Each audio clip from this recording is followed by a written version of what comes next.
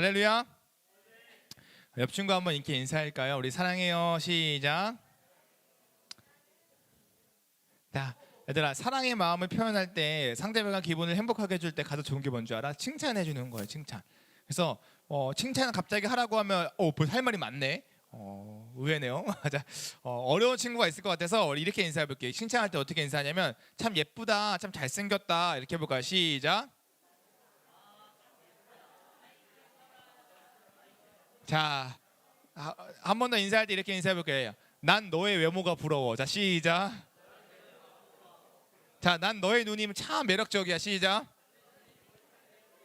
야, 코는 어쩜 어떡하니 이렇게. 시작. 자, 얘가 저보고 뭐 귀엽다고 했어요. 귀엽다고 감사해요. 자, 여러분 어때요? 기분이 좋나요? 좀 가까워지는 것 같아요? 아니요, 네. 여러분 관계는요 상대방에 대한 어떤 마음을 여는 것부터 시작하죠. 오늘 특별히 이 5월 주제로 이 브레이킹 뉴스 속보 우리가 긴급하게 다뤄야 할 주제로 이 관계에 대한 이야기를 좀 우리가 함께 해보고자 합니다. 우리가 지난번 같이요 우리가 연애, 이 결혼 이 부분에 대한 이야기를 하기 앞서 성경은 대체 결혼과 연애를 무엇이라고 이야기하는가, 성경은 연애와 결혼을 어떤 관점으로 바라보고 있는가라부터 살펴보고 그와 관련 관점과 원리를 찾아내서 우리가 갖고 있던 수많은 질문들과 궁금증들을 해결해가는 어떤 우리 일련의 과정들을 거쳤죠. 오늘도 마찬가지입니다. 성경은 이 관계, 특별히 관계라고 하면 이웃이죠. 사람은 혼자 사는 것이 아니요 타인과 살아가는 삶이기 때문에 이웃에 대해서 무엇이라고 이야기하는가, 이웃에 대한 성경의 원리, 성경의 이야기, 하나님의 그 뜻은 무엇인가, 이거에 대해서 우리가 살펴보고 그와 함께 더불어 여러분들이 가지고 있는 다양한 궁금증과 질문들을 함께 좀 나눠보는 시간을 갖도록 하겠습니다. 알겠죠? 이해되나요? 깔끔하죠? 그래서 오늘 어떤 이야기가 나눌지 여러분 머릿속에 쏙쏙쏙쏙쏙 들어오죠? 쏙 들어오죠? 쏙 들어오죠? 쏙 들어오죠? 쏙 들어오죠? 쏙 들어오죠? 쏙 들어오죠? 렉 걸린 거 아니에요? 네, 감사합니다. 얘가 자꾸 떨어지네. 자, 여러분 한번 물어볼게요. 여러분 인생을 살면서 여러분 말고 타인, 그러니까 이웃이 있어서 행복하신가요? 그럼 자 이렇게 물어볼게요. 자, 여러분 우리 가정에서 동생이나 우리 형, 오빠, 누나, 언니 있어서 행복하신가요? 야, 호영아 잘해야겠다. 주영이 목소리 그렇게 크다. 그래요. 여러분 우리가 인생을 살면서 이 관계의 어려움을 겪을 때가 있어요, 없어요? 있죠. 이 관계의 어려움들이 자꾸 쌓여가면 살다 보면 이런 생각을 하는 것 같아요. 인생을 함께하는 게 아니라 인생은 혼자 사는 거야. 내 인생은 누가 책임져 주냐? 내가 책임지는 거야. 좀 더 나이가 드신 어르신들은 이렇게 이해하죠. 인생은 뭐다? 뭐라고요? 독고다. 야, 나의 인생을 알겠네 우리 예슬이. 그래, 누가 예원이가 알려줬어요? 인생은 독고다이지, 뭐 혼자 사는 인생이지, 뭐 이렇게 얘기하시는 목사님 윗세대들, 그죠? 뭐 그런 분들이 계시죠. 왜 이런 이야기들을 하는 걸까요? 왜 인생은 혼자야? 인생은 혼자 살아가는 거야. 인생은 독고다이지. 인생은 내가 책임지는 거야. 라고 왜 이런 이야기가 나오는 걸까요? 목사님은 이런 이야기가 나오는 데에는 이런 의향의 어떤 의미의 뉘앙스가 있다고 생각해요. 뭐냐면요, 자기 인생을 살아감에 있어서 그 인생을 책임지는 존재는 타인이 아니고 나 자신이다라는 어떤 의미가 그 말 속에 담겨 있다라는 거예요. 무슨 말인지 알겠어요, 얘들아? 어렵지 않죠? 그러니까 그 인생을 책임져주는 책임자가 누구다? 타인이 아니라 나다. 그러니까 내 인생이 행복하기 위해서는 누굴 의지하는 게 아니라 누굴 의지해야 돼요? 타인을 의지하는 것이 아니라 나 자신을 의지하고 나 자신을 믿어야 된다라는 이야기가 우리의 일상 가운데 많이 퍼져 있다는 거죠. 솔직히 이거는 나이를 떠나서 여러분 나이 때도 마찬가지일걸요? 여러분의 인생을 누가 책임져줘요? 여러분 스스로 자신이 책임진다라고 생각하지 않나요? 여러분 그래서요 많은 사람들은 자기 인생을 누가 책임지려고? 자기가 책임지려고 스스로 노력하고 애쓰며 살아가죠. 그래서요 매 삶 가운데 어떤 고민을 하냐면 봐봐 얘들아, 내 인생이 잘 되기 위해서는 어떤 선택을 해야 되지라는 고민이요 여러분 삶 가운데 진짜 많다라는 거예요. 그러면서 나오는 삶의 모습이 뭐냐? 삶의 우선순위가 나 자신이 된다라는 거예요. 그러니까 내 인생의 모든 선택의 1순위가 뭐가 되냐면 나 자신이 되는 거예요. 나 자신. 왜요? 내 인생은 누가 책임져야 되니까? 내가 책임져야 되니까. 그러니까 인생의 선택은 내가 우선인 거예요. 모든 삶의 우선순위가 나인 거죠. 여러분 생각해 보세요. 시험 기간에요. 여러분 주변에 공부 잘하는 친구도 있지만 나보다 공부 못하는 친구 있어요? 없어요? 있죠? 근데 그 친구가 여러분들에게 와서 도움을 청해요. 도와주나요? 와, 감사합니다. 그럼 그 친구가 이야기해. 야, 너 필기 노트했던 거 나 주면 안 돼? 너 공부 잘하잖아. 이번 시험 기간에 내가 가지고 내가 그거 공부할게 라고 이야기했을 때 주나요? 너는 필기 노트가 없을 것 같아. 있는데 왜 안 봐? 아예 달라고 하는 거야. 안 주죠. 아니 빌려달라고 해. 주나요? 그래요. 좋아요. 그러면 좋아요. 얘들아, 시험 전날에 여러분들이 딱 알았어. 다음 내일 시험 날에 수학 문제 1번이 뭔지를 여러분이 알았어. 그냥 어떻게 알았는지 모르겠고 그냥 알았다고 쳐봐. 그러면 그거 친구들하고 공유해요?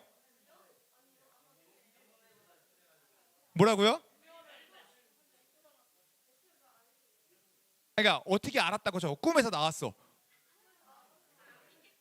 그러니까 얘들아, 야 진짜가 아니라 예를 들어보자. 과정 해보자고.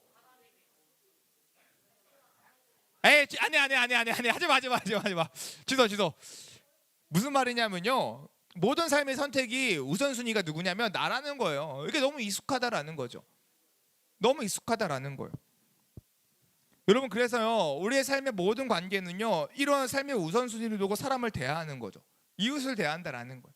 그래서 친구 관계에도요 나에게 득이 되냐 실이 되냐를 따져요 안 따져요? 따지죠. 나에게 득이 되는 친구는 사귀고 나에게 실이 되는 친구는 멀리하는, 안 사귀는 그런 우리의 삶의 모습이 우리 가운데 있어요 없어요? 있다는 거죠. 근데 이게요 사회에서는 되게 당연한 걸까 아닐까? 당연한 거예요. 이걸 뭐라고 이야기하냐면 참 지혜롭다고 이야기하죠. 똑똑하다, 분별력 있다 라고 세상은 이야기하죠. 그게 관계의 기본이에요 사회에서는요. 그래서 심지어 회사 가면 뭘 쓴다 그래요? 사직 써요? 뭐 들어가자면 사직 써요? 아니 그러니까 회사 가면 뭘 탄다 그래요? 개 탄다. 회사 안 아니구나. 뭐 라인 탄다, 뭐 줄 쓴다, 뭐 이런 얘기 들어봤어요? 그죠? 눈치를 살살살살 보면서 어떻게 나에게 득이 될 수 있는 어떠한 상사에게 싹 가가지고 오늘 멋지십니다. 뭐 이런 거 하는 거 뭔지 알아요? 그런 생활이 우리에게 분명히 이어진다라는 거죠.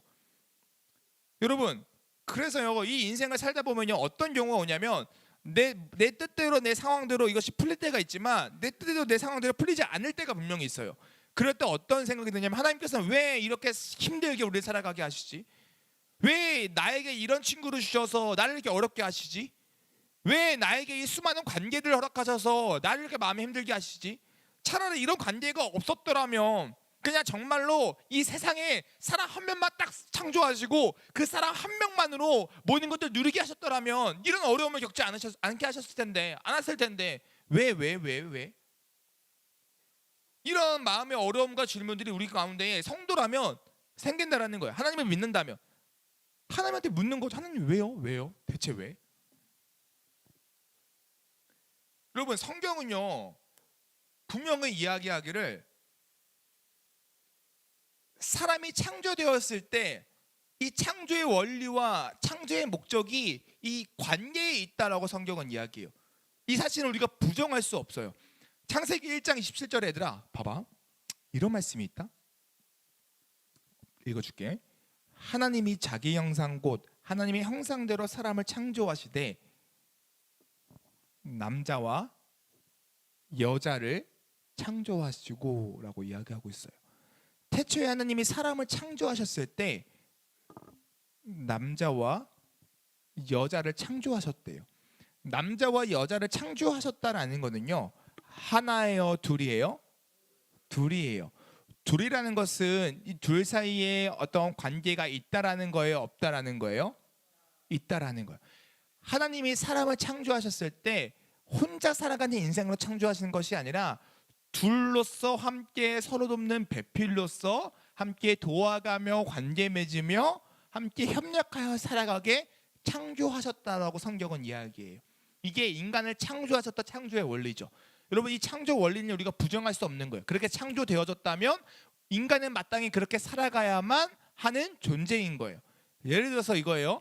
여러분, 핸드폰은 어떤 용도로 창조되었죠? 만들어졌죠?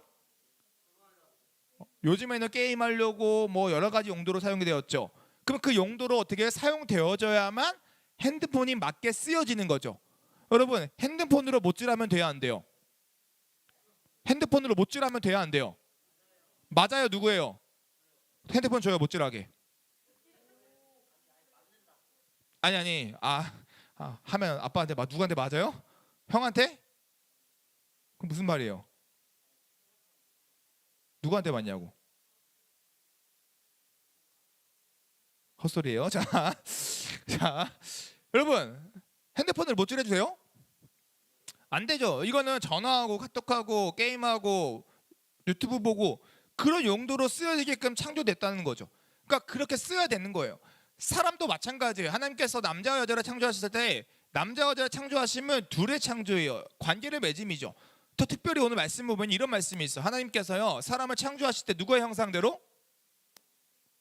하나님의 형상대로 창조하셨다라고 이야기해요. 여러분, 하나님의 형상은요, 무슨 말이냐면 외적인 형상만을 의미하지 않아요. 여러분, 하나님은 육을 가신 분일까요? 아니면 영이신 분일까요? 하나님은 영이에요. 하나님은 영이 신이라고 성경은 이야기하다고요. 그럼 영적인 존재를 따라서 그 형상을 따라서 창조하셨다라는 것은 단순히 눈에 보이는 어떤 이 눈, 코, 입을 따라 창조하셨다는 의미가 아니라 우리가 성경에도 배우듯이 하나님의 그 속성, 하나님의 그 거룩하심과 그것을 따라 인간을 어떻게 해요? 창조하셨다라는 거예요. 그래서 우리 세례 교육을 받을 때 하나님의 공유적 속성과 하나님의 비공유적 속성이 있다. 하나님께서 우리를 창조하셨을 때 우리에게 공유해 주신 하나님의 형상을 따라 창조하신 그 속성이 있습니다라고 우리는 고백을 하죠. 그게 뭐예요? 하나님의 그 선하심, 의로우심, 하나님이 가시는 그 사랑, 지혜, 이런 부분이죠. 그러나 하나님의 닮지 못한 부분이 있어요. 뭐요? 영원성, 불변성, 전능성, 전지성, 이런 것들은 우리가 받지 못했다라고 이야기하죠. 그와 같은 차원에서 우리가 하나님의 형상을 따라 창조되었을 때 그 형상 안에 하나님의 속성이 있고, 하나님의 속성 중에 뭐가 있냐면 잘 봐요. 사랑이란 게 있어요. 사랑. 뭐가 있다고요? 사랑이에요. 여러분, 하나님의 속성 중에 그 사랑이 있다고요. 그러니까 하나님께서 사람을 창조하실 때 창조의 원리 따라 남자와 여자를 창조하시고, 그 남자와 여자가 어떤 관계? 사랑의 관계 안에서 협력하여 서로 어떤 배필? 싸우는 배필, 돕는 배필? 돕는 배필로서 살아가게 하신 게 하나님의 인간을 향한 창조 원리라는 거예요.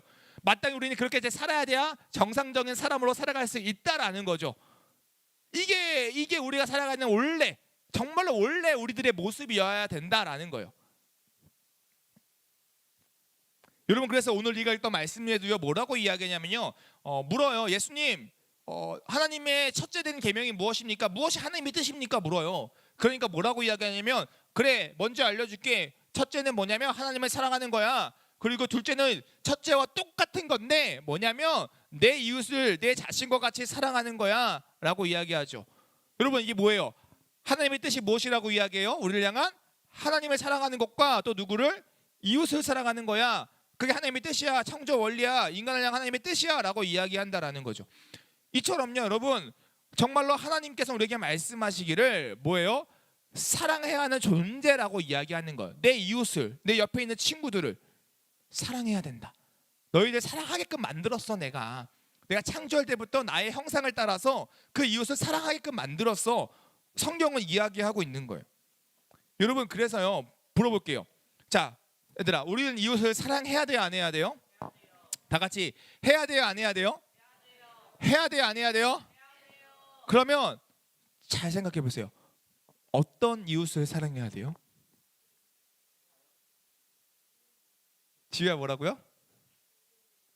모든 이웃을 사랑해야 돼요. 여러분, 성경은요, 하나님의 형상을 따라 사랑한다라고 이야기할 때 그 이웃에 대한 형용사를 붙이지 않아요. 무슨 말이냐면요, 예쁜 이웃을 사랑해야 돼요. 잘생긴 이웃을 사랑해야 돼요. 목사님과 같은 이웃을 사랑해야 돼요. 목사님처럼 키가 170이 조금 중간쯤 넘는 사람을 사랑해야 돼요. 근데 나 반말하는 거야 지금? 나한테? 이런 이웃도 우리는 사랑해야 돼요. 라고 성경은 이렇게 뭐 조건을 이야기하지 않는다고요. 형용사를 붙이지 않아요. 이웃에 대한 어떠함을 이야기하지 않아요. 그냥 성경은 뭐라고 이야기하냐면요. 내 이웃을 내 자신과 같이 나와 동일하게 어떻게 해요? 사랑하라고 이야기하고 있다고요. 그래서 예수님은 심지어 뭐라고 심하게 얘기하는 줄 알아요? 따라해볼게요. 원수마저도 사랑하래요. 그러니까 이웃의 어떠함과 상관없이 그 이웃을 사랑하라고 하죠. 그 사랑의 행위가 얼마나 큰 줄 알아요? 7번씩 몇 번? 7번씩 몇 번? 와우, 120번. 그러면 7 곱하기 120은 몇 번이에요? 오케이. 840번 맞나요? 맞죠. 7일 7, 7, 24, 840 맞죠? 맞나요? 오케이. 그 이상을 어떻게 해요? 성경에 없는 이야기지만 어쨌든 가져와서 용서하라고 이야기하죠. 그 말은 무슨 말이냐면 얘들아 7하고 70이에요. 무슨 말이냐면 끝까지 용서하라는 성경의 완전수 수에 대한 이야기를 하는 건데 그냥 무조건 용서하라는 거예요. 끝까지 용서하라는 거예요. 왜요? 그 대상에 대한 어떠함이 문제가 아니라 그 대상을 향한 사랑의 존재로 사랑을 해야 되는 존재로 너를 창조했어. 그게 정상적인 사람의 모습이야. 성경은 이야기하고 있는 거예요. 이게 우리가 사람을 대해야 되는 모습이라는 거죠. 여러분 그런데 문제는 뭐예요? 우리가 실제로 그렇게 사랑해요? 사랑하지 않아요? 사랑하지 않아요. 여러분 우리는요 인간들은요 이웃의 어떠함을 가지고 사랑해요. 그 사람이 마땅히 사랑받을 만한 존재인지를 따지고 사랑한다라는 거예요. 마땅히 사랑할 만하면 사랑하고 사랑하지 못할 만한 존재처럼 여기면 사랑하지 않아요. 대표적으로 학교에서 그런 현상이 제일 많이 나와. 뭐야? 왕따죠. 따돌림이죠. 왜요? 너희들끼리 평가하는 거예요. 그 친구는 사랑받을 만한 존재가 아니야. 그럴 만한 가치가 없어. 그 대상에 대한 어떠함을 두고 그냥 사랑하지 않는 거예요. 여러분 세상은 그렇게 살아가요. 회사에서 직장에서 똑같다니까요. 누가 사랑받는 줄 알아요? 일 잘하는 사람 사랑받아요. 윗사람 눈치 잘 보는 사람 사랑받아요. 세상은 그렇게 살아가죠.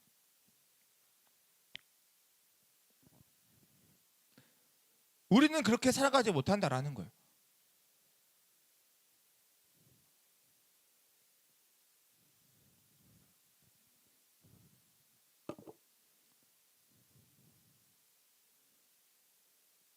우리 중등부 안에서도요 그런 거 있지 않나요? 다 사랑해요, 얘들아? 나는 우리 주영이 사랑해요. 근데 얘들아, 우리 주영이 이게 볼매다? 일로 와. 볼수록 매를 부른다라는 내 귀에 들린 건 내가 잘못 들린 거겠지? 누구니? 볼수록 매력적이다라는 의미예요. 주영이 사랑스러워요. 세상은요, 얘들아 그렇게 살아가라고 이야기하고 실제로 우리도 그렇게 살아가요. 우리 부서 안에도 그런데요, 뭐. 그러면 왜 우리는 그렇게 돼버린 걸까요? 왜 우리는 창조 원리대로 살지 못하고 왜 이렇게 친구들을 미워하고 그 친구의 어떠함을 가지고 평가하고 그 평가에 따라서 그 사람을 사귀고 교제하고 사랑하는 걸까요? 따라해볼게요. 타락 때문이다. 뭐라고요? 여러분 인간이요 하나님의 형상을 잃어버렸다라고 성경은 이야기해요. 하나님의 형상을 언제 잃어버렸는지 알아요? 아담이 선악과를 먹음으로 말미암아 아담에게 뭐가 들어와요? 죄가 들어와요. 죄가 들어옴으로 말미암아 하나님과 인간의 관계가 어떻게 뚝 끊겨버리죠. 그 끊겨버림으로 말미암아 인간은 어떻게 되냐면 하나님의 형상을 잃어버려요. 하나님의 형상을 잃어버렸다는 것은 하나님이 주셨던 원래의 원래의 의로움, 원이라고 해요. 의로움과 거룩함과 선과 그 모든 것들을 행할 수 있는 능력을 잃어버렸다는 거예요. 그래서 그런 의미에서 어려운 말로 인간에게는 자유의지가 없다라고 성경은 이야기하죠. 선을 행할 수 있는 능력이 없다라는 의미예요. 그러니까 인간은 하나님의 말씀을 따라 하나님의 형상을 따라 선을 행할 수 있는 능력이 죄로 말미암아 타락해서 싹 없어지니까 이웃 그대로 나 자신과 같이 이웃을 그대로 사랑하는 그 모습이 사라지는 거예요. 그 이웃의 어떠함에 따라 사랑하기 시작하는 거죠. 요즘에 더 심각한 게 뭔지 알아요? 그 대상이 이웃뿐만이 아니에요. 나 자신도 마찬가지다. 나 자신도 어떠함에 갖다 대기 시작했어요. 옛날에는요, 나 자신을 그냥 사랑했어. 나 자신을 그냥 좋아했다고요. 요즘에는 그러지도 않아. 요즘에는 나 자신도 어떠함에 따라 사랑해요. 그래서 내 자신이 어떠한 친구들에게 인기가 있으면 나 자신을 사랑하고요. 내가 공부를 잘해야만 나 자신을 사랑하고요. 내가 무언가를 해야만 잘해야만 나 자신을 사랑하는 애들이 너무나 많아요. 그래서 자존감이 낮아요. 나는 남들보다 공부 못해서 나는 사랑받지 못해. 나는 남들보다 잘생기지 못해서 사랑받지 못해. 자존감이 너무 낮다고요. 왜요? 어떠함이 중요해졌으니까. 어떠함이 타락으로 인해서. 여러분, 그래서 망가진 인간들의 모습이 이런 모습인 거예요. 어떠함에 따라 자꾸 사랑한다는 거. 그런데 성경은 그것을 이야기하지 않아요. 하나님은 그것을 이야기하지 않아요. 하나님은 뭘 이야기하냐면 창조 원리에 따라서 그냥 그 대상을 사랑하라고 이야기해요. 얘들아, 그거 알아요? 아담과 하와가 창조되었을 때 아담이 이 하와를 보고 딱 이렇게 말해요. 러브레터. 어떤 이 달콤한 말을 하는지 한번 들어봐요. 잘 들어봐요. 아담이 이르되 딱 하와를 보고 얘기하는 거예요. 이는 내 뼈 중에 뼈요 살 중에 살이라. 이것을 남자에게 취하였은지 여자라 부리라 하니라. 감동이 있지 않아요, 얘들아? 없어요. 야, 너 뼈 중에 뼈야. 내 살 중에 살이야. 너는 나의 전부야. 사랑하는 효리나 남자친구가 넌 나의 전부야. 내 머리고 내 마음이고 나의 모든 거야. 어때, 효리나? 쌤 싫어. 목사님에서 싫고. 그 좋아하는 연예인 누구예요? 전원우? 전원우? 나 처음 들었네. 전원우가 갑자기 와가지고 효리나 넌 나의 전부야. 그래요? 난 너무 좋을 것 같은데. 여러분, 짝사랑한 사람이 갑자기 나한테 와가지고 뭐라고 해요? 넌 나의 전부야. 너희가 아직 어려서 사람을 몰라. 왜, 예슬아, 왜?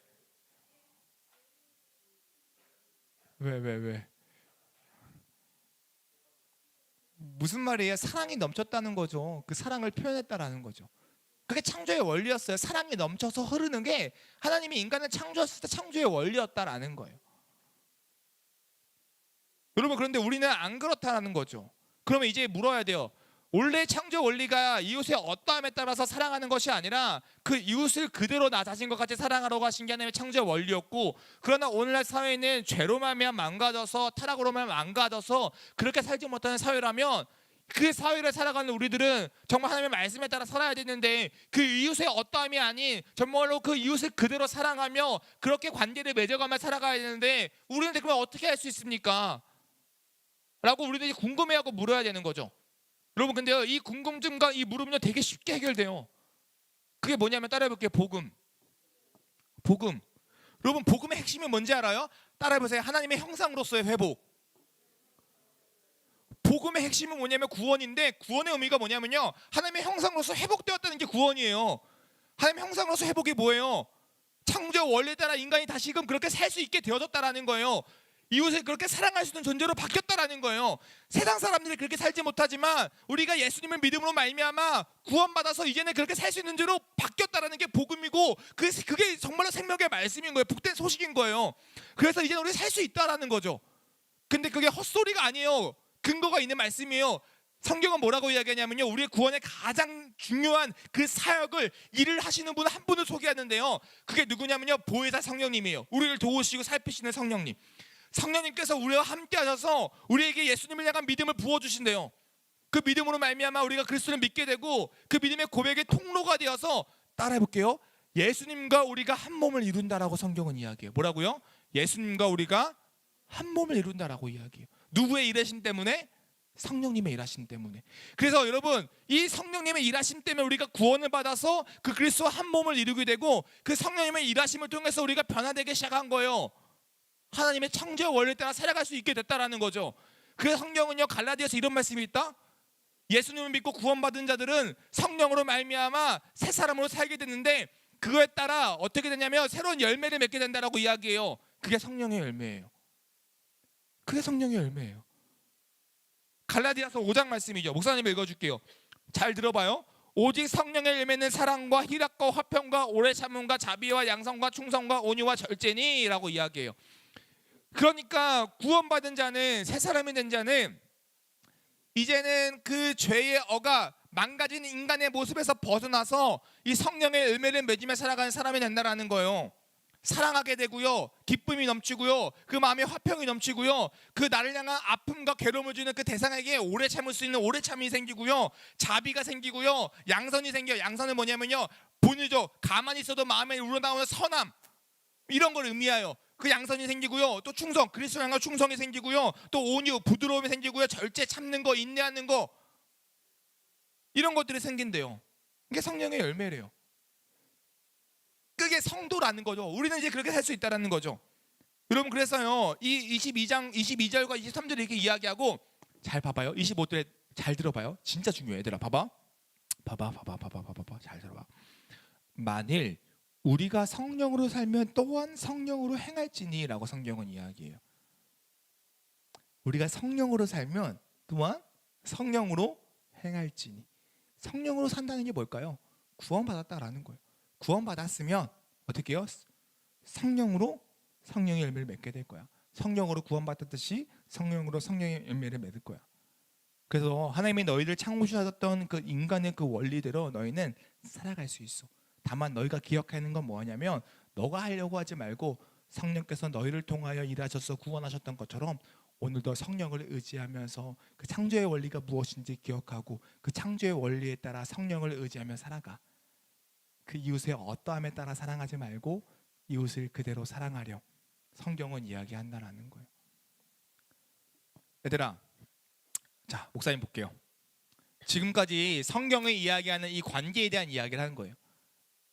관계는 뭐예요? 쉽게 이야기하면 이웃사랑이죠. 그 이웃의 어떠함과 상관없이 그 이웃을 사랑해야 된다라는 거예요. 왜 그렇게 해야 돼요? 라고 물으면 뭐라고 해요?